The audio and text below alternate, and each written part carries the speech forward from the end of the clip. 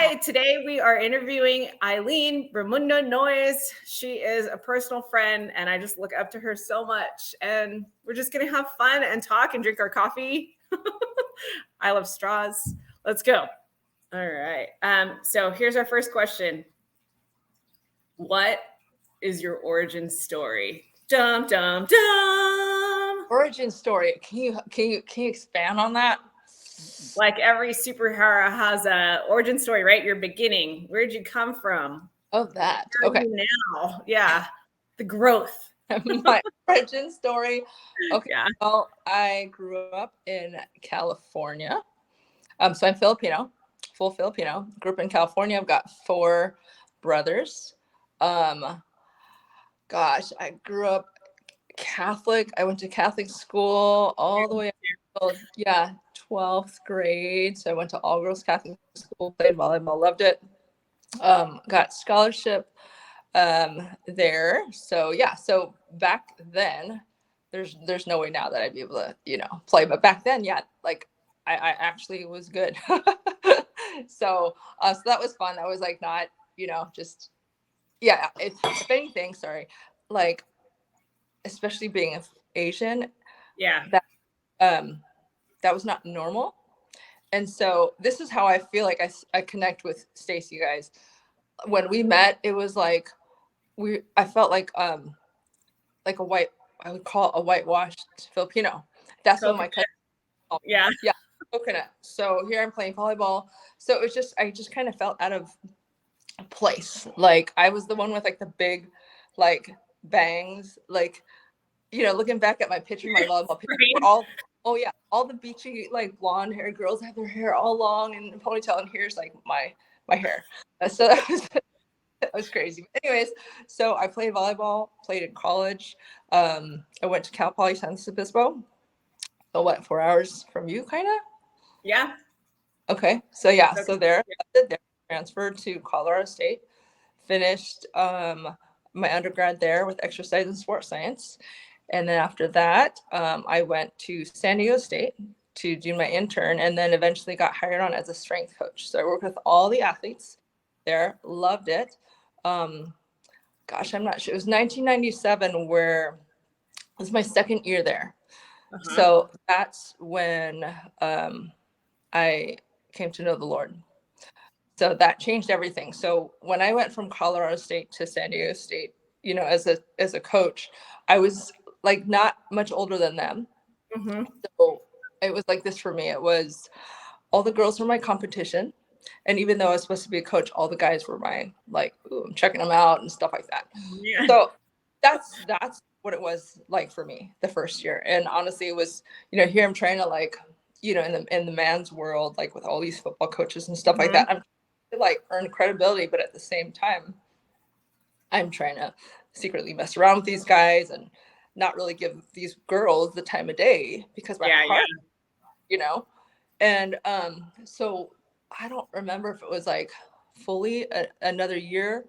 I got, I got saved, accepted Christ, and like my heart for all of them changed. And you got the Jesus glasses on and you're like, whoa. Yeah. Like they went from like, the girls went from my competition to my girls, like my kids. Yeah. And it wasn't at all the same. So my heart totally changed for them. Here I had a non-believing boss who's literally like atheist. We were so close at the time. But he saw me changing, which totally strained our relationship. But at the same time, God gave me favor. So here I'm in the weight room working with all these athletes. And actually the chaplain of San Diego State said, he goes, you're the only coach that coaches or that knows all the athletes. All the coaches of their teams only know the people on their team. I was like, oh, wow, that's cool. I'm like, oh, okay. Like I just got like, it's like now you actually care, right? For these people individually, right? As humans, souls. Yeah. It was awesome. So it was like, wow, like Lord, you put me in this place that, I'm the only one that gets to connect with each one. Like, thank you for that. And so I started doing Bible study with the girls. The guys saw me change. So through year after year, they see me like grow. I need water. Grow like as a coach, but they saw me grow in character and that I was maturing in every way. So it was cool. So I started inviting them to church. The I love pastor. how you realize the influence you had in your regular life. You're like, When did I? I said, I love how you realized the influence you had, like the moment, right? Like, oh, I can have Bible study with them, and I'm gonna love on them like Jesus does, right? Yeah. Right where you're at, you know? Yeah, and it was awesome because I see them from a different light. Like, I mean, these girls, I saw them year after year come in, like the freshmen. I mean, I'm being raw, like the freshmen for the guys, Yeah. they're new meat, and I see these girls just like come and they're all flattered. And every year I see, like, man, like it just, I had such a heart because I was like that too. I was like that when I was in college. And just getting better, and like, oh, these guys like you, but you know what? You're the talk of the locker room or whatever. And so to have that influence and to, to see that I was able to pray with them and to see them grow and to see them like come back to me and say, Eileen, you've changed my life, like years later. I mean, it's been so awesome. So I've always had that like strength coach in me. Yeah. Physically or even spiritually. So yeah, I was a coach. I was a strength coach. I was there till it was 1997 to 2000. So one of the athletes there, he was a football player. Yeah. And he was getting ready for the NFL. So he graduated, but he was still there. And he was, getting ready for draft and stuff like that. Sounds like a stressful time. Yeah. Yeah. And so I had to get together with him. So, I coach all the players, and then there's the ones at the draft. And this particular one, he had to gain about 15 pounds. And I had to go run with him to acclimate him to that extra weight. So like, because I mean, that 15 pounds is a lot, and he had to gain it. So we would go run. So this is a guy that I've known for 4 years or something like that. I've known him since he was young. And he was one of them that was like, he was Muslim, and he would always try to argue with me, like Christianity and stuff like that. Trying to convert you. Yeah. Yeah. Trying to just like, it's funny because I mean, from what I remember and what, just being with him, they, Muslims have certain questions that they feel like, okay, I can stump Christians with these questions. Yeah. We're in the Bible, he's Lord. So anyway, so that was just like, the constant like arguing and stuff. But then at the same time, we developed a relationship, and then more so as he was getting ready for the NFL, like we were building a friendship. So gosh, how do I make this shorter? It's not short because this is the man I actually eventually married. So it's okay. Just go. Yeah. Yeah. So 2000 was, or 1999. Time. Yeah, he got drafted. So actually, this is what happened. So here we're training together, and our friendship is becoming more. So he used to be this nerdy guy. Like, it's so funny because you think about football, you think about like, all these jock, like tough man. Yeah, total popular guy. And he was like Urkel. He had like big, like thick, bottle cap glasses. That's hilarious. Yeah. His pants, like he would wear his like shorts like over his belly. And this is the guy who eventually married, right? So what you're telling me. Yes. And it's weird because I'm not married anymore. But anyways, the situation, like, he's just nerdy, and everybody teased him. So it was like he was like endearing, and he wouldn't even really hang out with peers. He would hang out more with coaches. So it was just totally like not the typical football player. So here we're training, and he asks me to go to the movies, and I'm like, okay, well, why. Okay, well, let's bring a friend. Yeah. Bring a friend, and I meet up with him, and all of a sudden he's like got like just normal sweats on, like because he used to wear like sweats that were like up above his ankles, and then he would wear these like ugly leather Crocs. I mean, talking about like just as nerdy as you can get. Oh my gosh. Well, then we meet at the movies, and he's he's got their normal just sweats, and he doesn't have his glasses, and he's got normal shoes. And my friend and I were like, whoa, is this the same guy? You turned into Stefan. It was and then, like Clark Kent, Superman, right? Kind of that. Mm-hmm. So anyways, that was the first time that my eyes were kind of open to like, whoa, like he's physically attractive to me. But at this time, I'm like, Lord, okay, like if you want someone to witness to this man, don't use me, because use a man. Don't use me. Okay, yeah. Yeah, that's literally where I was. And I kept thinking that way. Yeah. Well, my prayer team, so this is like, I don't even know, months. Because so he was trained, so it must have been like 2000, all the way until draft, which was April, but then, he didn't leave until August. So we developed a friendship that was, kind of mixed and murky until he finally left for Green Bay. So when he got drafted, I was like, Lord, thank you. Like, this is an answer to my prayer. One, that there was a strong chaplain or a strong Christian there who was able to witness to him. And I'm like, I'm done. Like, I'm Whew. Like that's over. Yeah. Exactly. So when he's out there, we just talked on the phone. And I mean, I wasn't dating anybody, he wasn't, but I didn't think anything of it. And so as he's out there, he's starting there, and he's, like I said, the nerd carries over to Packers, and he's telling me stories of them picking on him and stuff like that. And I'm like, as a Lord, like, please, like, just draw him to you, Yeah.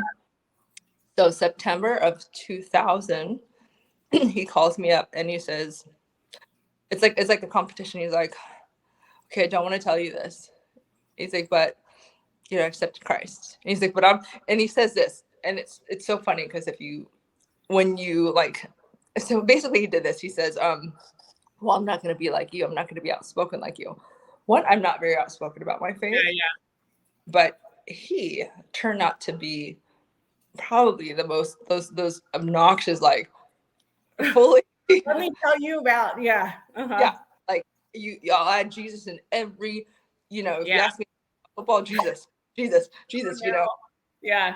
So that's what he turned out. He's like even more extrovert than you. Uh-huh. Oh my gosh, completely. Like, so it was funny. So it was like that competition. But anyway, so that was 2000 that he got saved.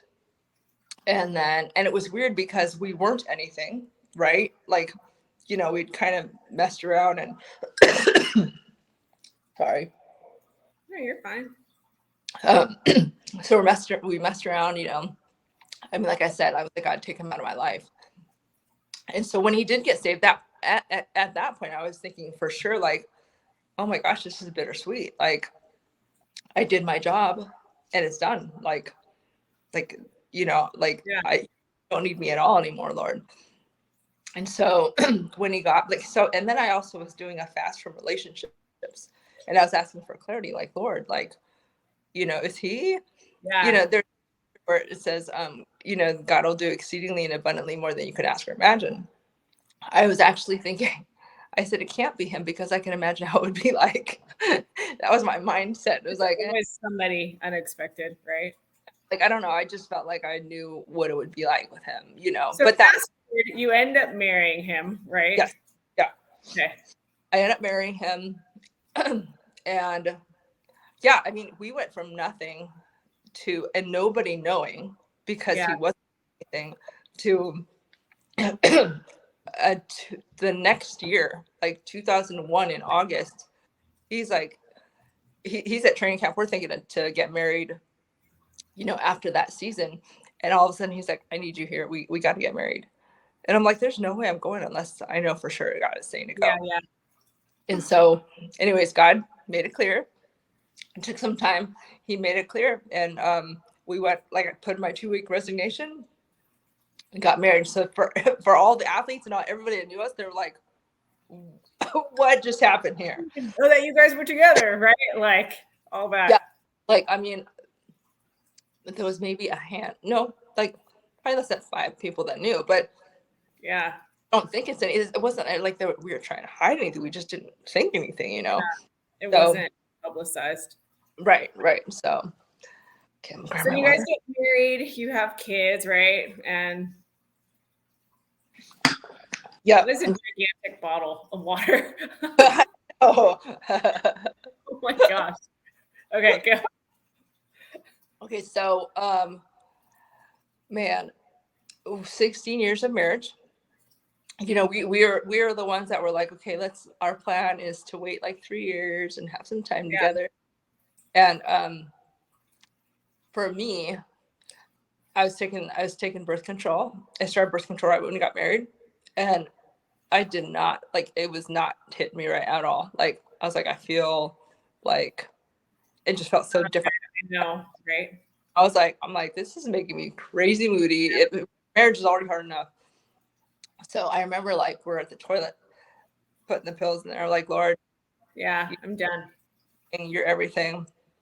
And I remember it was April 1st, and I'm like calling my mom, and I'm like, hey Mom, like, guess what? I'm pregnant.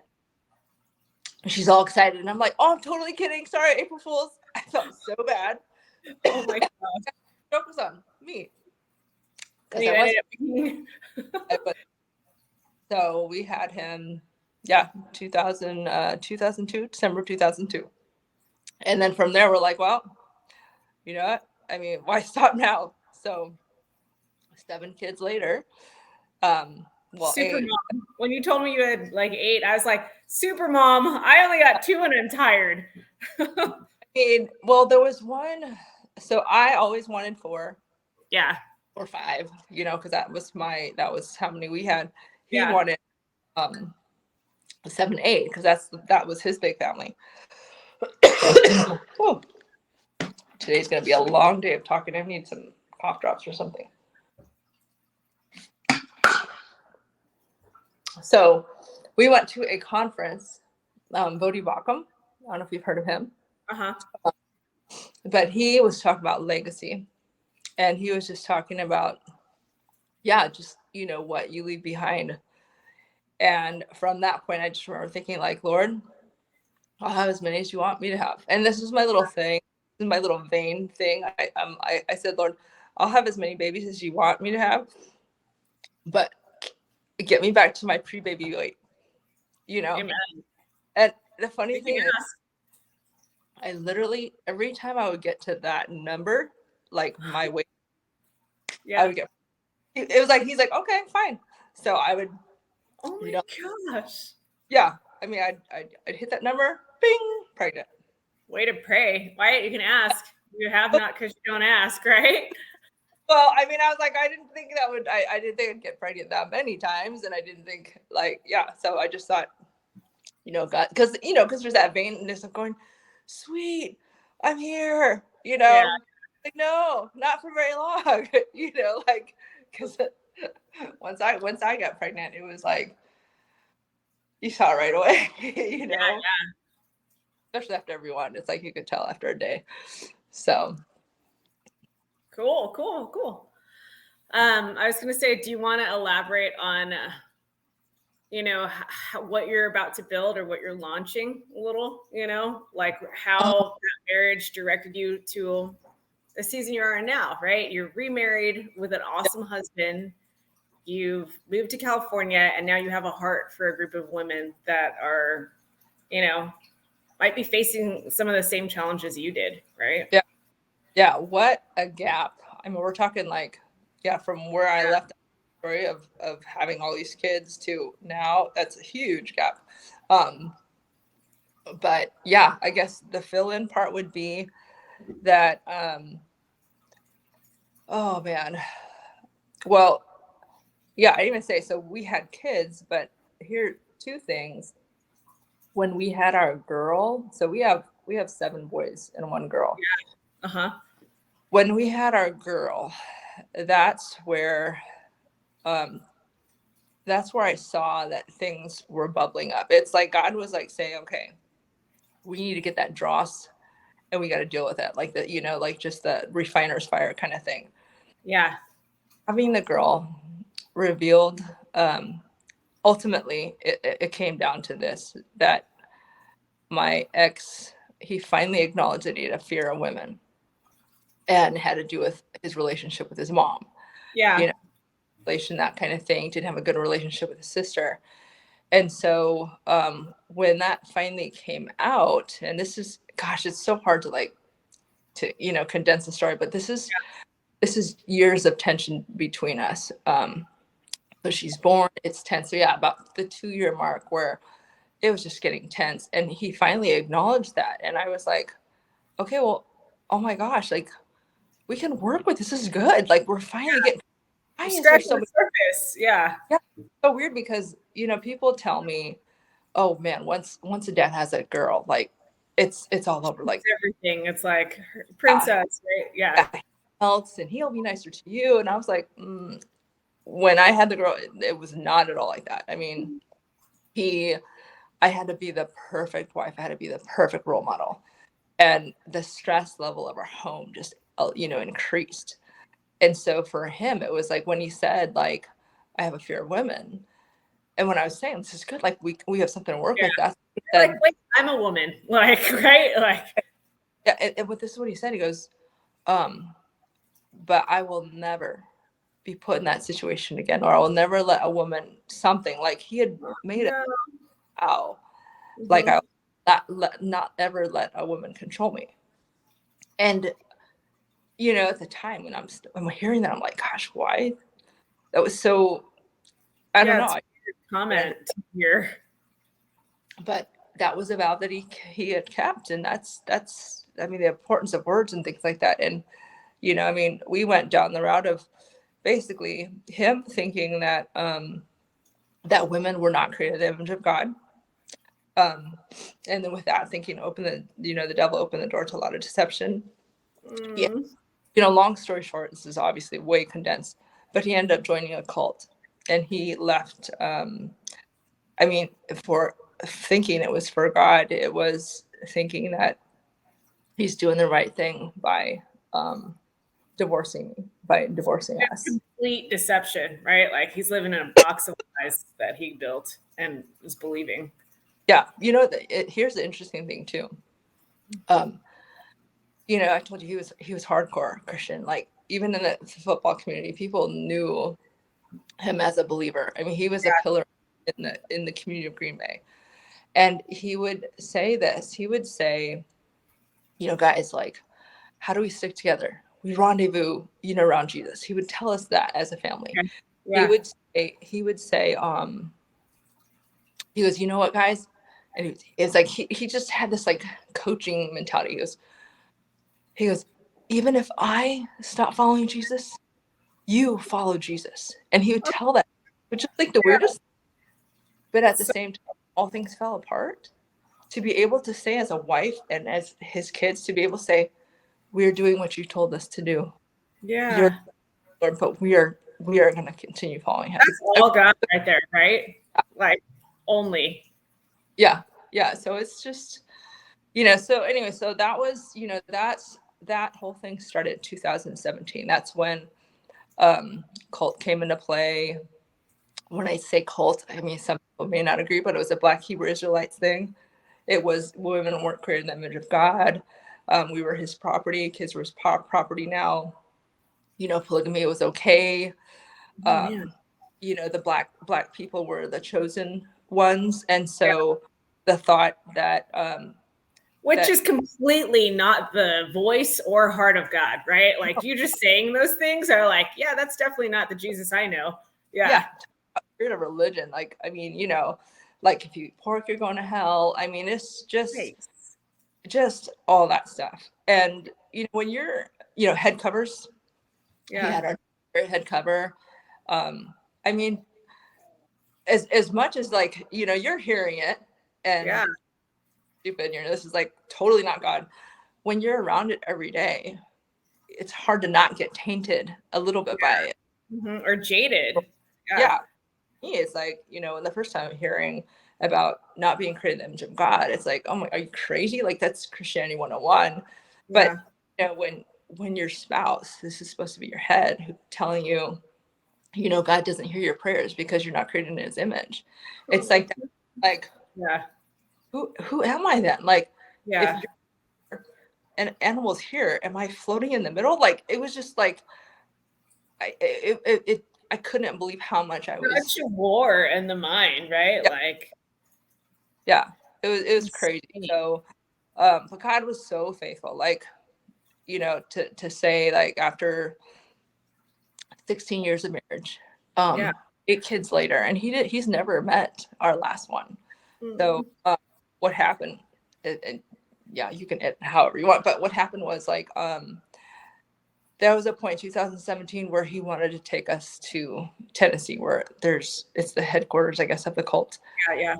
And, God had been preparing me already, like, this is not good. I mean, he literally gave me this vision of, like, it's like this, like, house, like, on fire, just burning. And everybody's, like, warning. There's, like, a bunch of people in front, like, no, don't go, don't.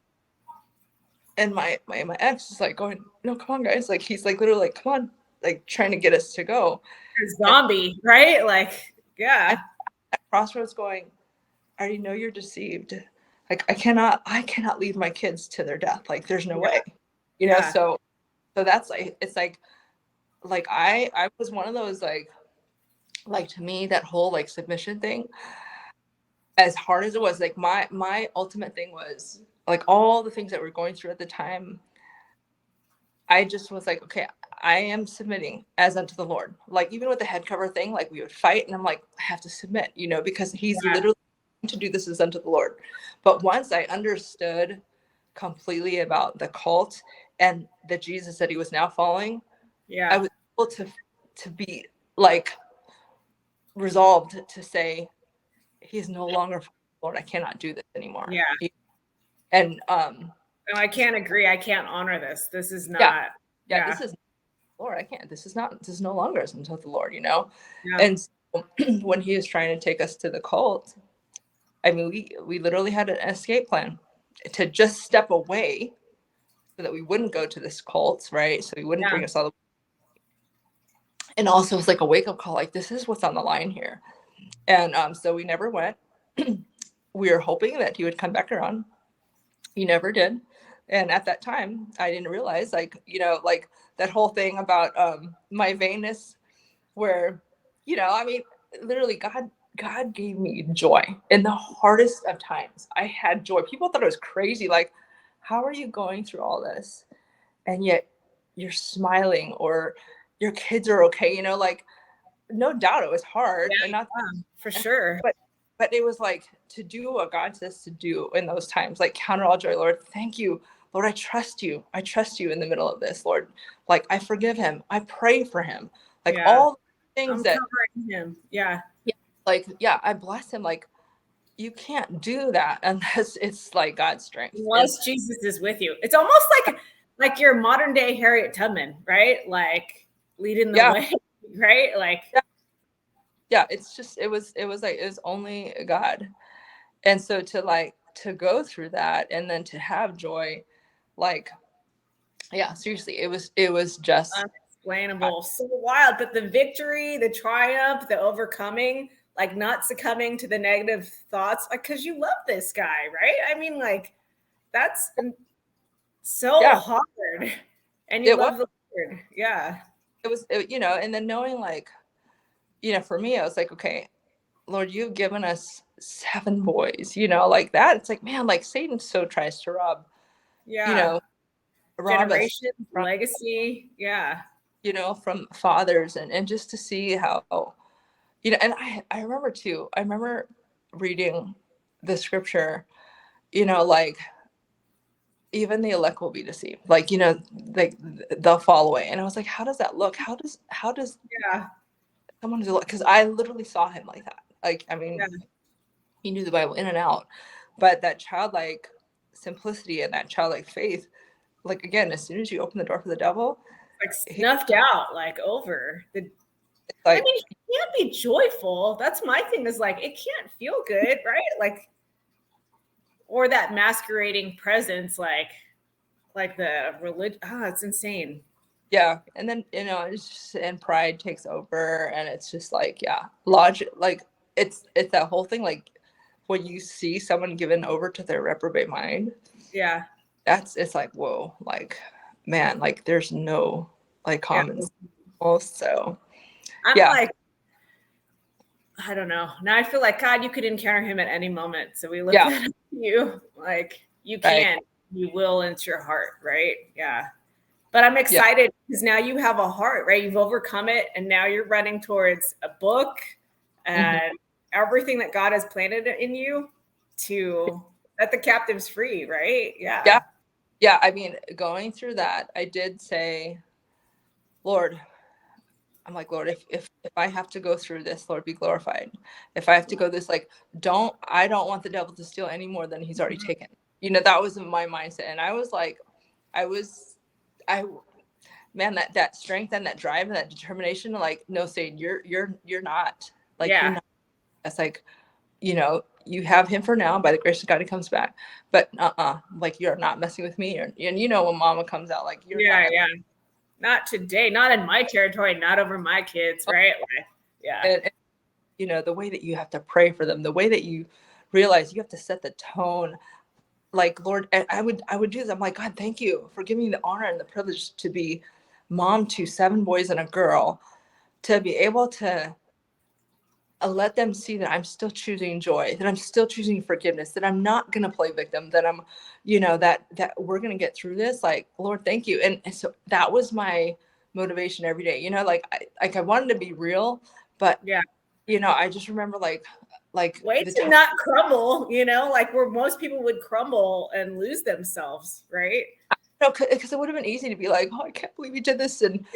but that would have been what they did, and I just knew I could do that, and God just, I mean, he just prepared me for all that, and Man. Thank you. like, Jesus. Yeah. yeah, still, like, I mean, you have to, like, I think so. One was in my belly, obviously. My oldest at the time was 15. So this is like 4 years later. So now my oldest is 19. My baby's 4. To think and to understand that I went through that, and I had to explain to them at the Yeah. time what was going on. I How had did to. the 15-year-old take it? I mean, that's like a rough age in general, right? He was old. My 15-year-old or my 19-year-old. He's just something about the oldest one. He's always been right. Um, but it was a long time of him seeing that things weren't right, Yeah. and things were rocky. And the day that we actually left, like, we had to escape, I'm like trying to tell these kids, like, hey, we're gonna, I'm like packing up the car, Yeah. like, I don't want any of them to know so they don't have to lie. So we're Yeah. packing the car, and my 13-year-old and my 15-year-old, I'm like, okay guys, let's go. I'm like, you guys need to leave your watches, because they had the GPS watch. Yeah. Yeah. Your watch is here. And so that's when they both knew, oh, okay, something's, not right. But they didn't struggle with it, right? You didn't have to say, get in the car now, leave your watch. Or Well, we're getting the car because we were going to go get ice cream, but I was yeah. like, your watches, you need to leave your watches here. Yeah. So your question, but it was like, yeah, they didn't know. They knew something was going on. It's like, why is the car filled with, like, laundry baskets up to Yeah. minivan of the trunk full of laundry baskets? Because all I said was we're going to go to. So it's kind of, he wanted to leave for the cult on a Sunday, Yeah. right? So this is like, he's telling me 2 weeks before we're going to Tennessee. Mm-hmm. He also says this. He goes, this about 2 weeks before, he says, start packing. And so I'm thinking, okay, well, okay, I'll start packing. So what I would do is every time I'd fold clothes, I had baskets, and I would basically, that was my way of packing. Yeah. Yeah. Had like laundry baskets of clothes that I set aside. What I had to do was, so he wanted to leave on a Sunday.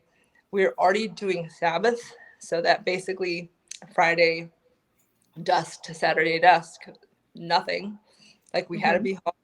So I knew he was going to be home. So I was like thinking, okay, the only time that we can safely escape without him catching us is if it was during the week. So Wednesday, I knew he was leaving town. Yeah. Like I'm like, okay, I know he's going to be gone for a couple hours. So I had a plan. And so Wednesdays, it was Waffle Cone Wednesday at this ice cream shop that we always did. Yeah. Hey guys, so once my ex took off, I'm loading up the van. Kids are finally getting up. So around 11, I'm like, okay, let's go to Brain Freeze. And, they're little that they're going, what? They're thinking, oh, Mom, you're already packing for Tennessee. Yeah. Yeah. They just thought that, wild. Packed or the trunk was full. So. Amen. Yes. Okay. Let's move on to our next question. Look for more content from Eileen if you want the full story and what she's launching. It's going to be so powerful. All right. Let's go to number 2. Oh my gosh. Yeah. I talk a lot. What does kingdom mean to you? You talk wonderfully. Oh, what does kingdom mean to me? Man, that is a fully loaded question. Like, just go off the top of your head. It means, being a son and a daughter of the King. It's totally different. Like the reason why I'm even like stumbling over my words, because I'm such in awe of what I'm learning about kingdom. Yeah. Like the answers are, we're sons and daughters, we're kingdom citizens, and then we're servants to Jesus. Like, okay, so we know that, but like truly understanding that, like I am literally God's daughter. In it, right? Yeah. Like as God's daughter, like he loves me. I'm his child. He wants the best for me. You can ask for supernatural weight loss for your pregnancy. Right. Yeah, he answers those questions. So like there's that aspect. And then understanding like, like as being the King and the whole understanding of citizenship, like that's his job, is to take care of us. Like as citizens, everything that belongs to him belongs to us.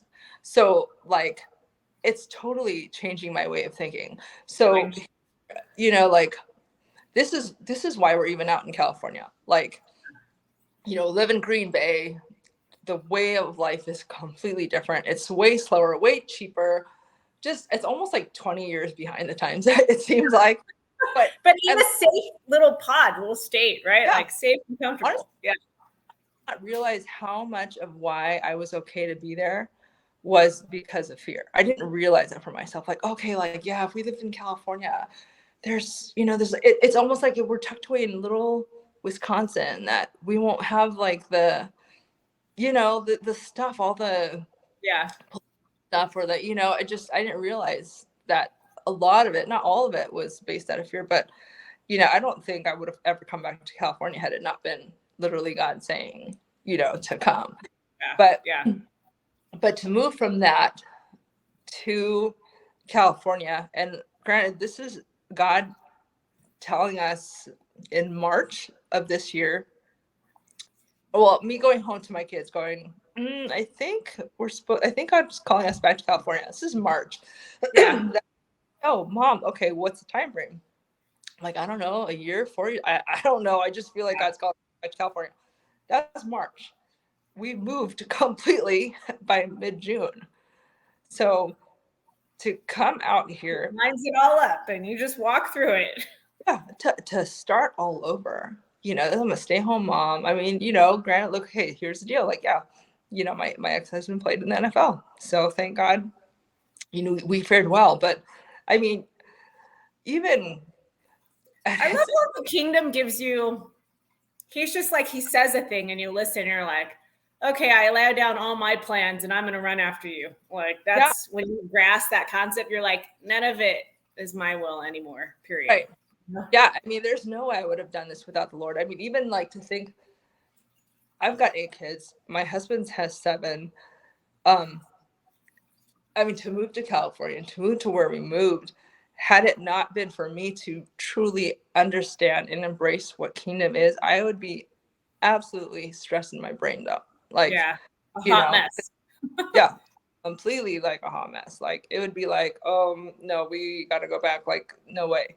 It's So not like kingdom takes away the fear. It's more like, I don't know, like hedge, right? Like a hedge of protection, a direction, right? yeah, it's like I'm changing my words. So I mean, whenever you move, Yeah. there's always something. So bills are way higher and all these things. And, like to have this mindset, I think like our AC went out and it was a lot.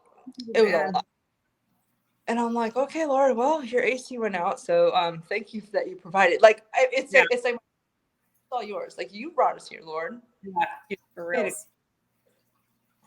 These are your situations. So for me, like my mindset is more like I just want to be a good steward. Like of course I'm gonna make mistakes, but like all these things that come our way, like the bills and all these like things that like you have no control over. It's like, Lord, you knew this is part of coming here. Yeah. So You will thank you. provide. Yeah. You Yeah, wouldn't bring me here. Yeah. exactly. Amen. All Yeah. right. Let's do the next one. What wisdom and advice would you give your younger self?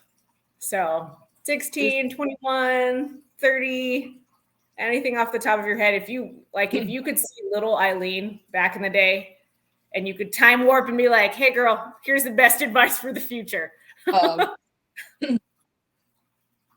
um, don't sweat the small things. Like you do have a purpose, Yeah.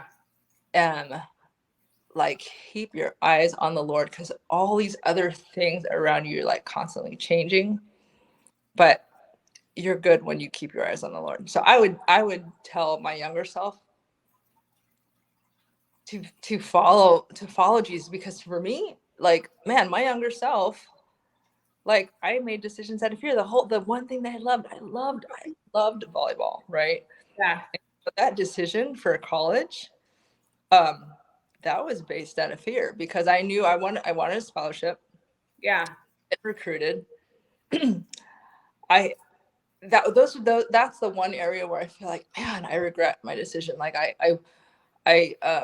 wish I'd gone to Colorado State. Like that was the one school that was recruiting me big, and I was Yeah. like, much of a California girl, I don't want to go there. But then, so I wanted to go to San Diego State. I wanted to go to Santa Barbara, but then I was too short. Well, it's like I wasn't their first pick. Yeah. So Okay. just looking at like the scholarship thing, like San Diego State, when I went for my recruiting trip, I saw that I was not their first pick, I was their second pick, but they only had one scholarship. And so I was like, oh my gosh, if she takes my scholarship, then I need to make sure I go, Yeah. scholarship somewhere. So my choices they're just off on, like I just feel like, man, if I had the Lord, I wouldn't have jumped the gun. Like, I would have. Yeah. You would have had more security, right? Or peace about. Yeah. But Yeah. advice to yourself. What do you think your younger self would look like with the bangs? That's the one you're talking to? The little. Tell her to get rid of the Aquanet. Yeah. I love it. Great advice. Number 4, how do you lead and move your ministry forward? What advice would you give someone who's called by God? Oh gosh. To be patient. That's real. To take the time to like, yeah, just consume for this is what I've learned, and this is what I'm realizing even when I see other people that are now like they're in that place of like fruit. Yeah. It's taking the time to sit with God, like just be a sponge. So like for the kingdom, like Presence, right? Like learn about your field, like take the time to not just go, okay, I gotta take a step.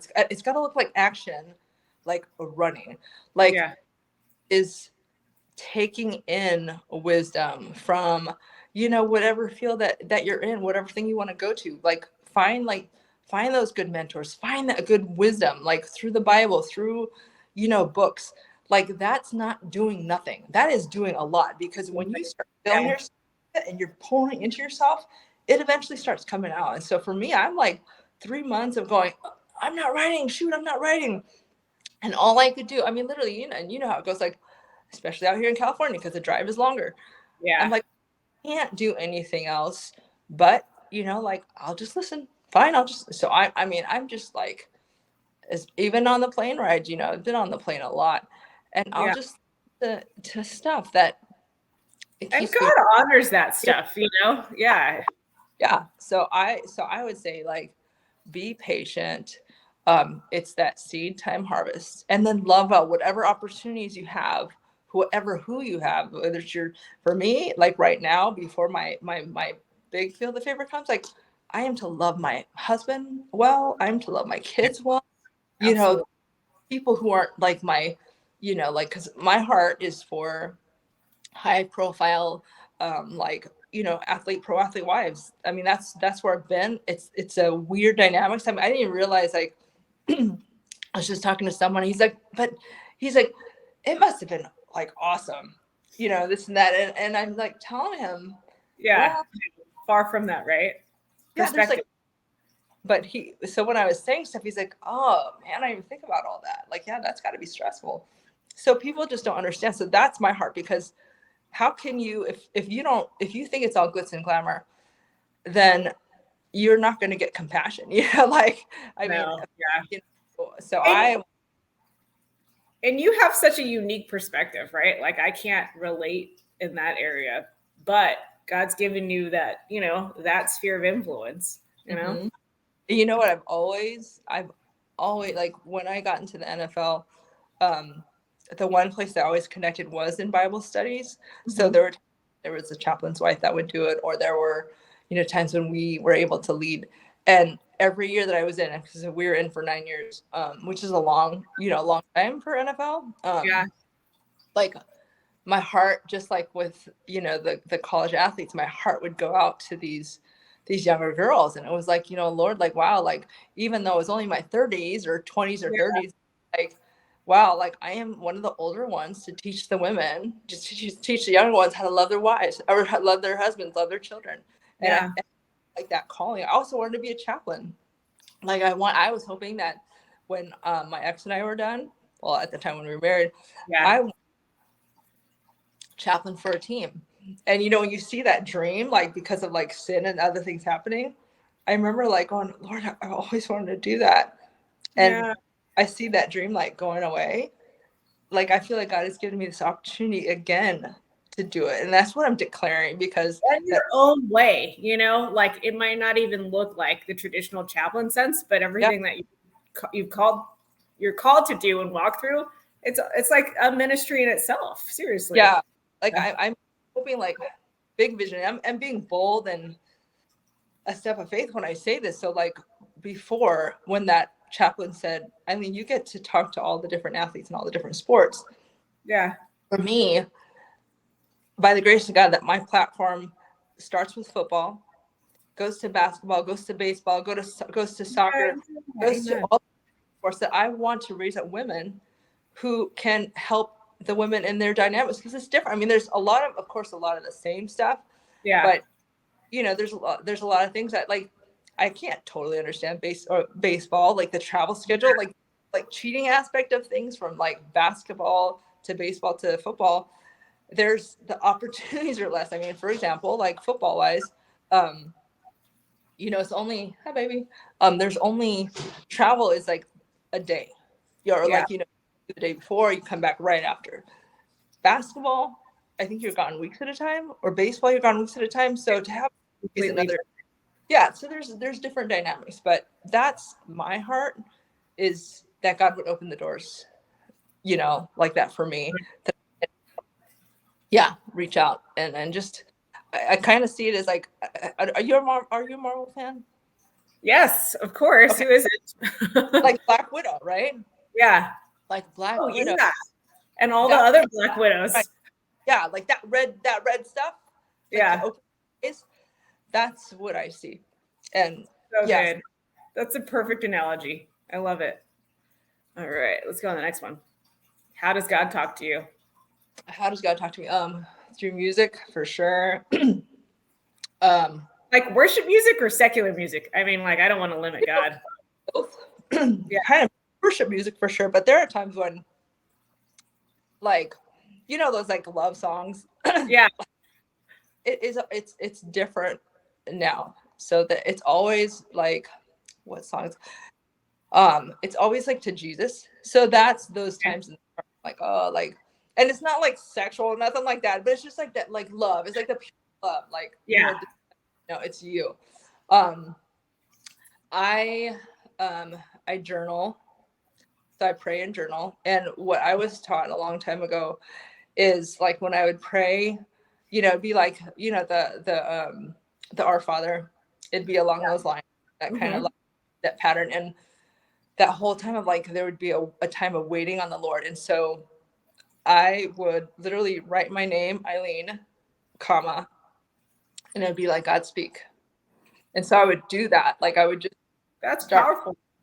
Yeah. And there were times when those are the times, like, I know, if, you know, when you hear God's voice so many times, it's like, you know, don't go, like, it's like short stuff. Yeah. But okay. those times where like, I'll take the time to write there. He'll speak, and it'll be more detailed. It'll be, He'll just shows up. speak. Yeah. I've never done that. I got to try that. God speak. Yeah. I mean, I've done it since I got saved. So it's like, and it's been good. So, and I wish I do that every day, but I don't. But when it is, it's such a special time. Plus you have it written down. Yeah. So, you know, like in terms of like my husband, my husband, Michael. Yeah. I mean, I remember like, Lord, is he the one? Like, I'm not messing around, Lord. Like I've got 8 kids. I do not want, you know, and I did that. And I mean, my goodness, how clear and detailed he was to say, yes, you know, like all this stuff, all these like things that I was working. One thing is at the very end, he was like, don't doubt. I was literally writing it. It's like he wanted me keep don't doubt. I'm like, okay, Lord, I get it. Hear you loud and clear. Like he knew how much I was going to doubt. Yeah. You know? So that's, he's faithful. He's the creator.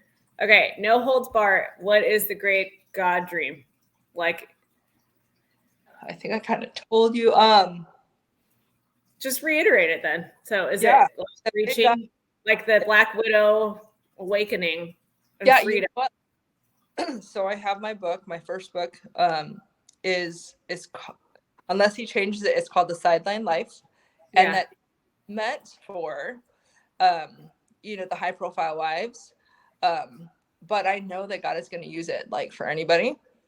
And so, and I know it's awesome to hear like God's like way of doing things. Cause of course, like life, what I went through personally, with the cult stuff, which is huge. I mean, we're talking intense, crazy, super, like, it's insane, your story.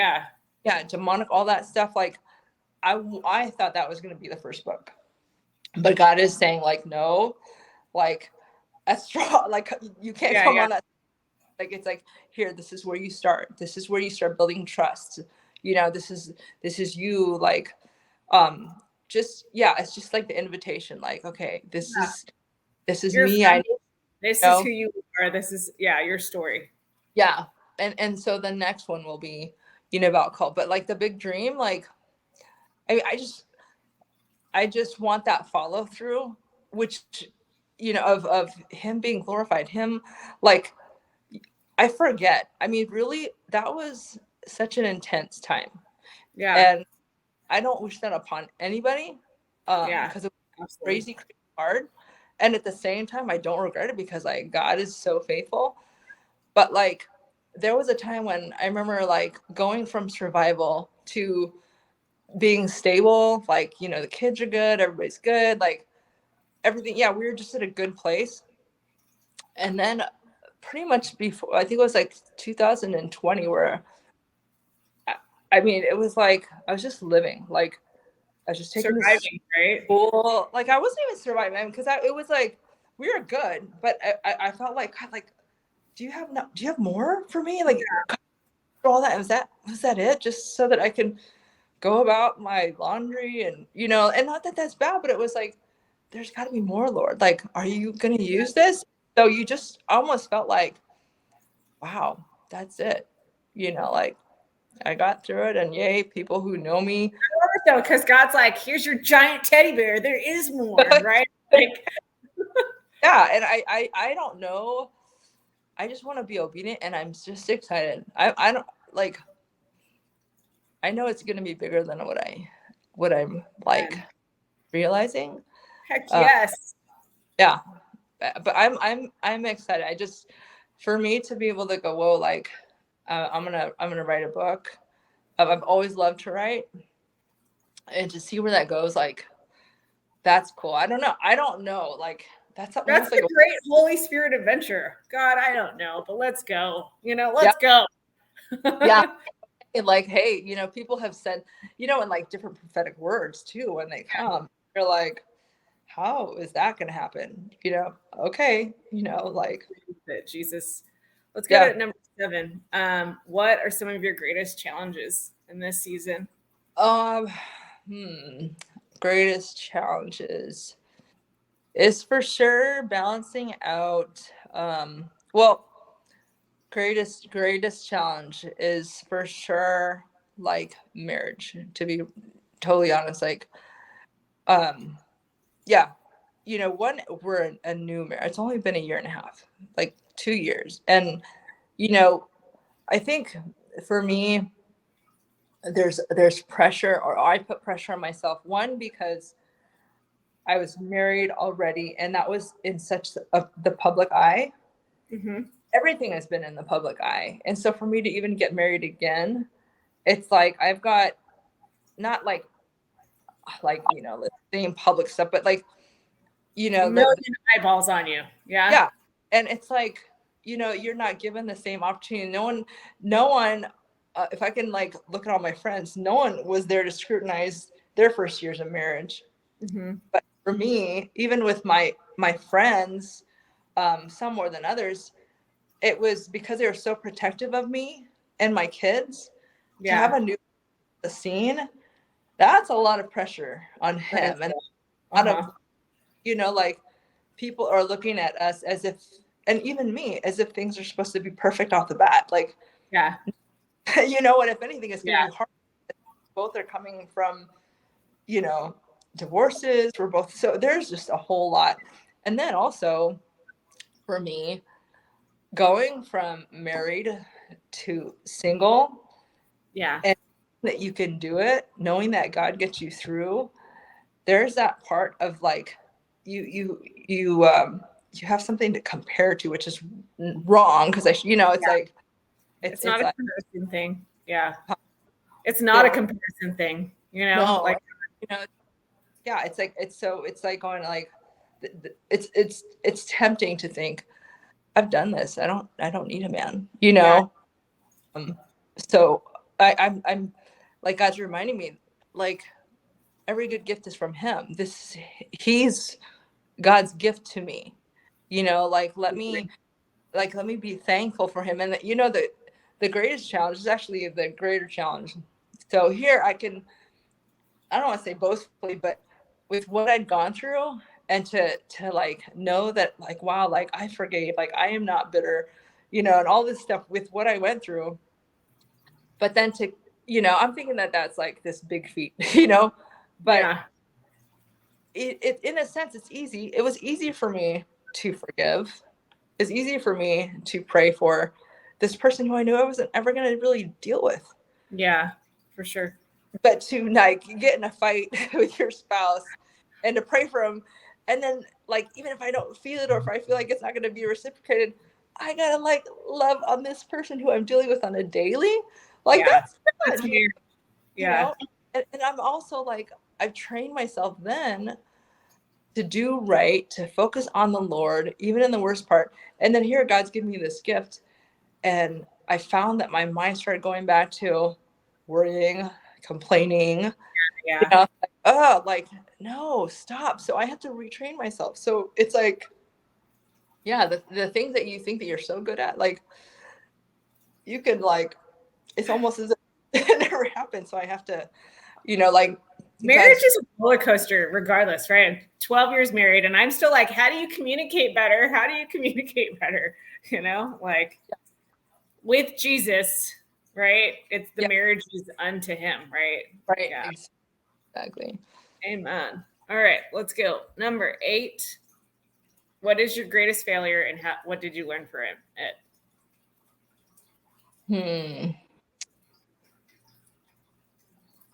I mean, I guess if you have one, if you don't. Well, it depends. It depends on failure, because I mean, like when I hear that word failure, like I would think, and not that it was totally my fault, but of course we have a kingdom mind. It's like, what failure? Because he works it all out, too. Right. But like, I think like, oh, like, how can I not think that I divorced it as a failed marriage? So, what, how that's, I guess I would say that's like my biggest failure. Have a choice. I mean, ultimately, no, I don't know. Like, I wasn't the one that, ultimate learning is that you worked it out with God. Like he saved you from that. So like, I mean, what I learned to trust in the Lord, like I learned so much of that, but like God is faithful. He doesn't ever leave you. Like he never forsakes you. Like he, what, from the beginning of all that, like, and even to now, like God's got this. Like that whole concept of like his perfect love for us, that casts out all fear, and so when our eyes are focused on that, really, if you think about that, there's no room for fear, there's no room for worry, and that's why God, like, this is a scripture for me that I've always held on to, like Isaiah 26:3, you'll keep him in perfect peace whose eyes or whose mind is stayed on you because he trusts, so that you go, and that's always, I always have to go back to that.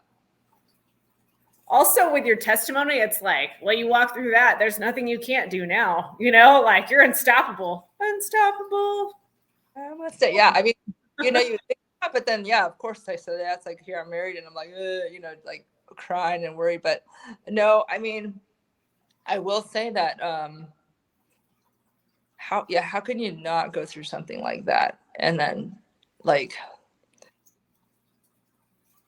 I mean, doubt the goodness of God after that. It's like, wow. Really? Yeah. And I know, I mean, it's humbling. I've always had that mindset. Like, to me, no one is beyond God's reach. Like there's nothing like too horrible. And so for me, I feel like God has always given me that compassion, or the things that I've learned, it's given me a compassion. And even more so now, like, like, I mean, God's love reaches like so far, and even to my ex, by the grace of God, I love that I can say with clear conscience, I forgive him. And again, it's easier when, but to pray that there's resolution, or like just restoration with him and the kids. Like I do pray for that, I do pray for, his wife or wives, from what I hear. I mean, it's weird. It's like I have compassion on them. Like, man, like that's tough. All that stuff it's tough. Only with Jesus. All right, let's move on to number 9. How do you deal with spiritual warfare? Do you have any tips? Like, do you know when it comes on and you're like, what do you do? I think it's very practical, although it's not easy. For me, like, thanking God is huge. Like, it's awesome that you're saying this, because this is like totally part of like the book. Like, so often we want our emotions to like kind of navigate it, but thankfulness, praising God, praying for your enemy, all those things, like the way that I look at it is like spiritual warfare. Like the world tells us to like do this, it's violent. It's like, it's get back at them. Funny, because if you think about like God, our weapons of warfare, like praising God, like the kindest thing, songs, hymns, and spiritual songs of praise, or, you know, they seem so passive, but man, that puts the devil in his place. Yeah. You know, like to like, Lord, I praise you. Even all this, I praise you. Like that is, it's like, it doesn't even take like much. Also, if you can get past your emotions, it doesn't take much effort versus like trying to get revenge on someone. There's such emotional, like, yeah, I don't know. So for me, praise, worship, and thanking. Yeah. Yeah. Amen. All that. Those are like hugely powerful. All right. Number 10. How do you give yourself hope when you feel discouraged? Reminding myself of where God has taken me. Reminding myself that, yeah, he's gotten me through everything. I mean, he's always been faithful. He's always been faithful. So, you know, but then writing too, like, here, Lord, I can vent to you, but just like David, like, let me get back to like, okay, but you know, who are you? Yeah. Amen. All right. Number 11, who are your heroes in the faith? Ooh, off the top of your mind. Priscilla Shirer. She's one. Tony Evans. He's amazing. When you say that, when heroes of faith, always, is that bad that I think like they have to be passed away or something? No, they don't. I mean, it's not like chapters 11 of Hebrews. It's not like that. Like, right? That you're like, well, yeah, Priscilla Shirer and Tony Evans. That's awesome. Yeah. And you know, this is weird because like, I mean, we're in it now, but like, okay, so it's awkward to say this, especially like, okay, so Pedro Adeo, right? He, you know what, this is a mentor of mine, and I love how real he is. Like, he's just like an everyday guy, but he loves God. He knows God. He knows his word. And I love that, like, yeah, like he's not only like a real, like just a normal guy, but like he does love well. And I love, like, I love that he's not too big. Like he's very sincere. And so that speaks a lot to me. And then on top of that, you know, who he's pointed to, Miles Monroe, that's another one. Like, and talk about kingdom. I mean, if you want to know about kingdom, that's where you go. So I love it. All right, let's go. Number 12. What is the wildest thing you've seen God do? Do you want me to answer these quick? Don't overthink it. Okay, well, I didn't see it because my eyes were closed, but people were praying for me, and because I had hip issues, and they're like, well, Eileen, your leg just like came out. I didn't see it, but they saw my leg come out. So sick. And right, you got healed, right? Miraculously. You're like, yes, Lord, more, right? Number 13, how does your husband support you in your ministry? Oh gosh, he totally believes in me. He's the one pushing for like the sitter, the nanny, so that I can do my stuff. How does he? Yeah, he. Oh gosh, we're both in transition right now, so that's why it's kind of hard for me to answer that question. But no, he roots me on. Like, he is like, cheerleader. Yeah. Say it again. Number one cheerleader. Yeah, he is. And he yeah, he's also competitive though too. So it's almost like, yeah, there's just like, I don't know. I don't know if we're like, that's funny. Yeah. I like that. That says that your relationship is feisty, spicy. It is. I didn't realize this in the beginning, but no, good. Like he does, like he's also, because he believes in me so much, he's my challenger. Like, because it's that he'll say things like, Eileen, you know, you're going to be speaking to a lot of women. You're going to be, you know, doing this. So you need to learn this, or you need to say it like this. You know, so he can be on me too. good way. It's like, you know, like I believe. So his standard for me is high. I love it. All right. 14. How do you maintain a healthy marriage and family life? Keeping God first, choosing to be thankful, keeping that priority. Like for me, yeah, like for me, spending time with the Lord changes everything. Like Yeah. if I go days without, like, so it's not a legalistic thing, but it's like me being filled. How does being with the Lord help your marriage? Right now, what I'm learning is when I keep my eyes on Jesus, like I'm literally, especially in those moments. So in fighting, right?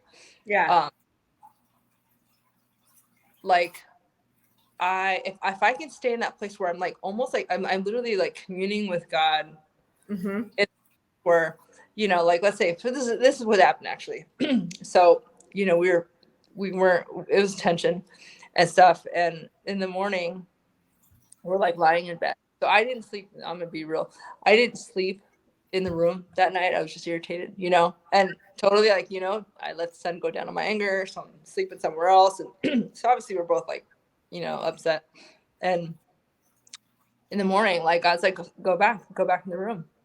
And I'm going back and I'm laying down and I'm starting to hug him as much as I don't want to, you know? Yeah.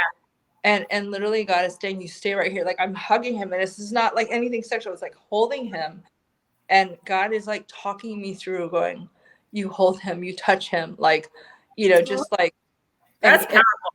yeah, it was almost like, and he's like, even if he doesn't respond to you. Yeah. And it was like, you tell me right now what you're thankful for with him. And so it was almost as if my husband wasn't there. It was like communing with God, because if I had focused on my husband, and because I'm hugging him and he's like hard and not touching me, I'd have been like, oh, screw this, you know? But Yeah. I'm talking to God through that moment. And so those are the times I have to like focus on more, that I'm communing with God in those moments. Yeah. That I it's love not it. it's not about his response or reciprocation. It's just being obedient. And then in that, like I have like the appreciation for him. It's like, Yeah. And you're not being selfish. You know, you're like, oh, my love, I freely give. Like, yeah, it doesn't matter who's right or wrong. I'm going to love you. Yeah. Yeah. Powerful. Powerful. That's really good advice. Really good advice. 15. What do you do to support your kids? What's a non-negotiable in your household? Like, you must go to Bible study, or you must go, like, you know, what's something for you? And it could be, it doesn't have to be church related. Yeah. Not, yeah. To be honest, like right now, we're in such a transition time that I honestly don't even know how to answer that. And so when I say transition time, one, like the new marriage is still new, right? Yeah. New. And like we used to pray a whole lot more consistently. And like, yeah, it's like I find that we're in the shift, but at the same time, and I'm saying this shift because like there was a spirit of religion in that, you know, Yeah. like we have to. Rigorously. Oh, yeah. So I don't know. I mean, it's hard to answer a question because and I was being like, I was given that word, like God is like tearing up a whole lot of foundation to pour new one in. And so I do believe that, a lot of like the kingdom, like teaching the kids about the kingdom is going to be this transition. So gosh, what non-negotiables? I mean, like my non-negotiables, you better leave the house. You better not leave the house without brushing your teeth. I mean, that's for sure. like, do not kill everyone with your bad breath. I love it. Okay. 16. What's your typical morning routine? You know, they say like great leaders have the best morning routine or foundation, you know, to start your day. I don't know. I just wanted to know, what is your typical morning routine? Like right now, it's I'm what time do you wake up? Yeah, I'm up by 5. I will like grab my backpack. It's got my journal in it. It's got my Bible in it. It's got my different studies. And, you know, like I will, I'll just really try to take that quiet, because sometimes it can go to straight journaling first. Yeah. Sometimes it'll, you know, like I'll try to leave the room, Okay. you know, to go somewhere quiet. But yeah, so this too is just like it's for me, it's like I just got done with a book. So before, like I was getting up and I would start that, like I would start reading. But whatever the case, it's always like, yeah, time at least from like 5:55 to about 6:30 I have to myself, where it's, you know, either it's journaling, it's doing, you know, some sort of study, and just really like spending time with the Lord. So that's for sure. That's a You know, great foundation. Yeah. yeah. Do you have coffee or tea? Do I what? Do you have coffee or tea? Oh, Nespresso is my thing. Yeah. That Nespresso. Oh, yeah. That sounds delicious. All right. 17. What do you do to decompress and rest? What do I do to do? Okay, go. Get out of here. Oh, you cut your hair. Okay. What do I do to rest and read? Oh my gosh. Exercising for sure helps me out. Resting, getting my nails done. Ooh. I can just like, yeah, get away. It's because someone's like taking care of you. What is the nails thing? Because like I don't get my nails done. I don't understand the joy in that. It's like it's just pampered time, like royalty. I'm royalty, you know? So you got to go to the right place, but the massage chair is key. Oh, okay. There's some that are just the vibrating ones, but there's some that are like, oh, okay. Sure. Yeah, because I can barely touch my toes. My flexibility. Okay, that's reality.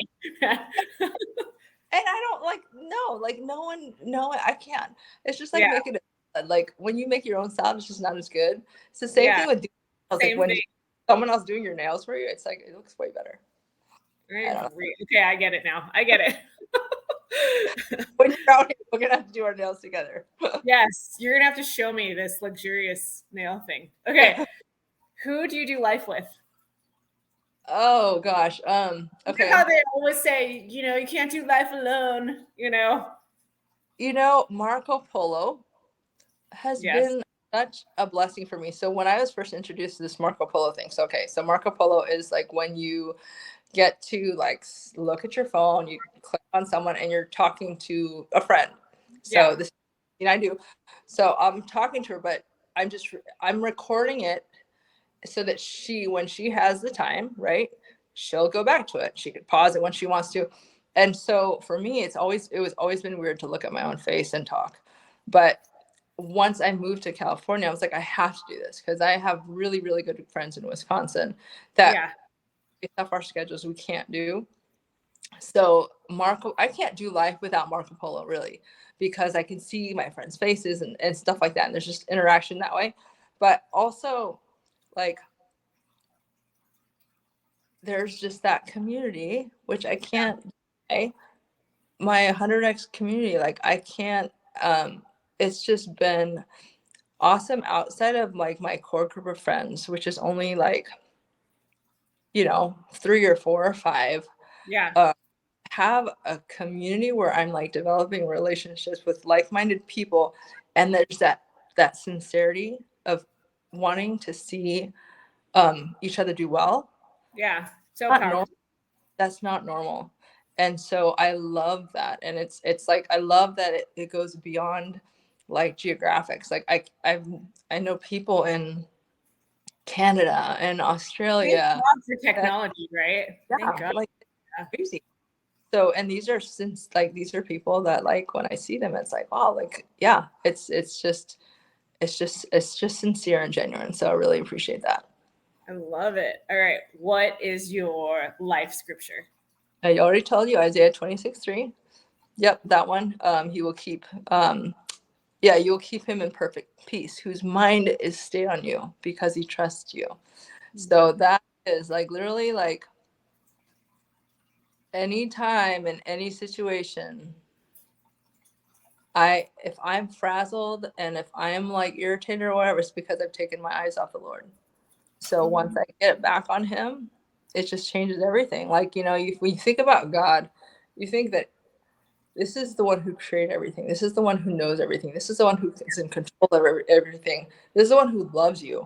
This is the one who wants the best for you. Like, when you think about all that stuff, like it kind of, and that's why it says magnify the Lord, because a lot of times we it takes all the pressure off, right? It's like, that kind of blurs in the background. Like, no, this is who I'm dealing with. This is who loves me. This is who's got my back. Why the heck should I be tripping? You know? Yeah. You got the King of Kings, Lord of Lords. I love it. Okay, what is your love language? Touch, I think. Yeah. Just physical touch. So I need to hug you more when I see you. See, but that's weird because I'm not a huggy person. So it's between you and my. Whenever I hear of love language, like I think of like spouse. So I have to think about that because and that changes too, right? Like it can. I'm like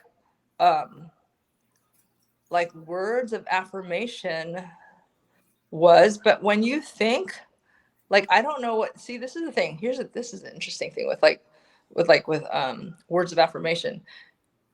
If with what I went through, even through life, not just like, like,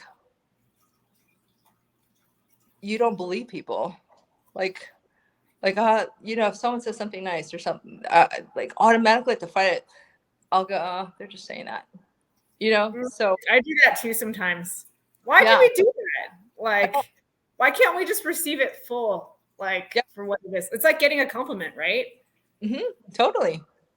Yeah, like my husband said this. He just told me the other day, he said something like, you know, wherever we go, like, people say you're beautiful or something like that, and I'm like, people haven't been that many places. Like, I don't know, it's just like some jab. Yeah. You're like, just receive, right? Yeah, and I did. Like, I didn't say it. I said, thank you. And he's like, why are you saying thank you? And I'm like, because I don't want to say what I'm thinking. Yeah, what I'm really thinking. Yeah. Powerful. Yeah. All right. 21. Your theme song. What if you had a theme song? What would it be? When I first saw this question, I was like, what? But then we all have a theme song in our heads. Huh? I said we all have a theme song in our heads. I like that troll song. Yeah. Like, yeah. I'm trying to sing it. I have it actually. I'll play it. Yeah.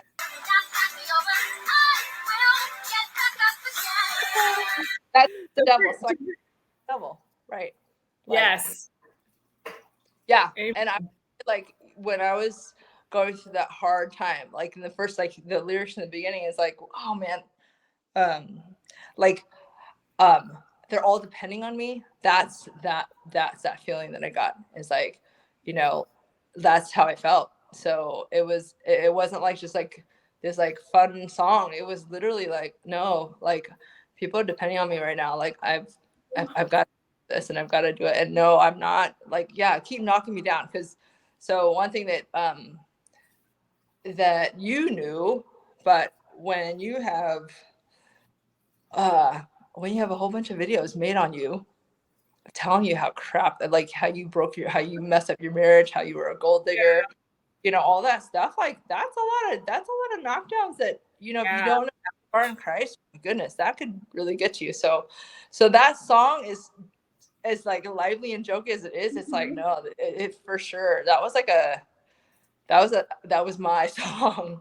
So I'm never going to listen to that song the same way. Now I'm only like, no, it's like when I hear it. Does your daughter love that song?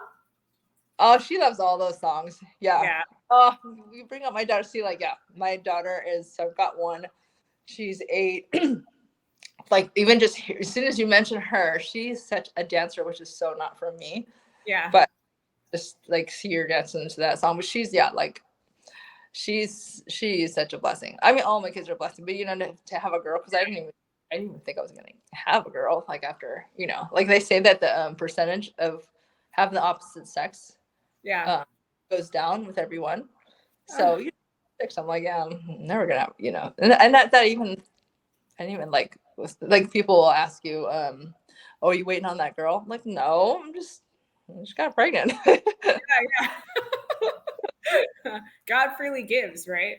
I was gonna say thank you so much for spending time and answering these questions. I'm sure it was like, wow, this is a lot, but it's been so fun and to know you and to know your heart. I love how we're not all the same, like he really God encounters us all differently, Yeah, no, I love it. And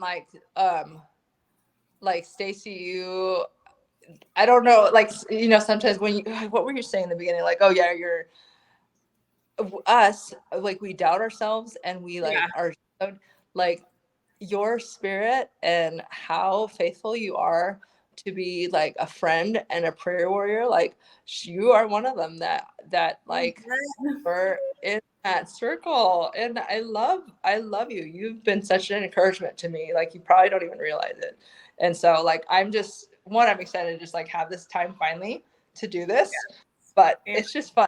It's For me, I can't wait how much this is going to impact so many other girls, and women, and your family will get to look this up and be like, I know her. That's my auntie. That's my mom. And this is her story. This is like a time capsule. That's cool. VHS video in time, right? Yeah. Do you want to just impart anything on your heart? Just something real quick to whoever's watching and tuning in. I guess there's a part of me that doesn't even realize like who is going to see this, going like, but I'm just going to pray, Lord, whoever you desire to see this, Lord, let it bless them. Let it do in their hearts that would draw them to you, that would draw them to you, Lord, that they have purpose, that, Lord, no matter what they're going through, there's always hope. There's always, Lord, you with them, God, and that you have whatever situation that they're in, you have it. Lord, you have them in the palm of your hands, God. So I thank you, Lord, that, Lord, that this is just something that you put on Stacy's heart, that we can have this time of just fun and being real. And God, again, I just pray that this would touch whoever is listening, Lord, in Jesus' name. Amen. Amen. Oh, and then how can people connect with you? That's a good question. Best way to Google you or to Facebook, Instagram? Facebook. Yeah, Eileen Noyes, you could do that. Yeah, I will give you links because I'm in transition. Okay. Sure. Yeah. I'll add it in and I want to say, I can't do that. There's things that I'm doing. So my book is coming by the grace of God. So this is okay. Can I give myself a plug? Kind of. Yeah. So my plan is to have my book done in December, so that I don't think the editing and all that. Well, yeah, like December, January is when I want to be done. So there's a big podcast coming on about the cult and about everything that I'd gone through. And they're interviewing me this time, which is kind of cool because the first time that things came out about all this stuff, I didn't say anything. I didn't want to. And so now it's like my side, which is cool because, like God knows my heart. It's nothing that I want to like bash or anything, but it's really, for me, the interview is more of like, this is what I went through, but this is how God got me through it. And this is cool because this is not even a Christian thing. People just say, hey, man, like, I have to give credit to the Lord. I have to like say it like it is. And if it wasn't for God getting me through this, I would not have gone through, or I wouldn't have made it through. So that podcast is supposed to come out around Super Bowl time. So for me, I'm trying to ride that wave of like getting everything out, in that time. I'm hoping to do like a challenge around that time also. And so I'm kind of the one who does the tech stuff. She knows better connect with me because I don't remember. I honestly don't remember. Okay. Like, don't worry, we'll put all your handles on there. Excited to see what God births out of you. You know, yeah, God is because He's I faithful. love Yes. All right. Have a wonderful day. Bless You you. too. Bye. Bye, guys.